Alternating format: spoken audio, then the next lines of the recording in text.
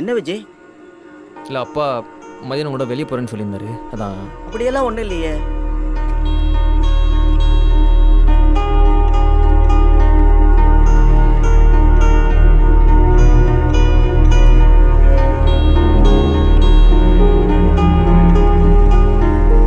ஏன்பா நான் ஏதோ தோணத்தோணுன்னு அட்வைஸ் பண்ணிட்டு வரேன்னு நினச்சிக்காத. இல்லை அதெல்லாம் இல்லைங்க. இந்த வயசில் உன்ன மாதிரி பசங்களை பார்க்கும்போது என் பிள்ளை ஞாபகம் வந்துடுது. சரி அவங்க வாழ்க்கையில் எதனா நல்லது நடக்குமேன்னு வாங்கி நாம டேய் அங்கே தாண்டா வரேன். எதுக்குடா இப்போ சும்மா நோயின்னு ஃபோன் வச்சுனே இருக்கா?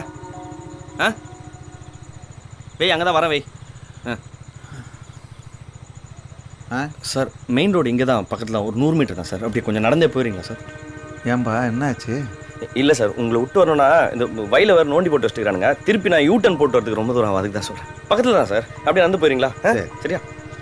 தம்பி வர்ற மாதம் 29ஆம் தேதி என் பையனுக்கு கல்யாணம். இவ்வளோ ஒத்தாசை பண்ணியிருக்க, மறந்துடாமல் கல்யாணத்துக்கு. சரி கண்டிப்பாக வந்து வந்துடுறேன்.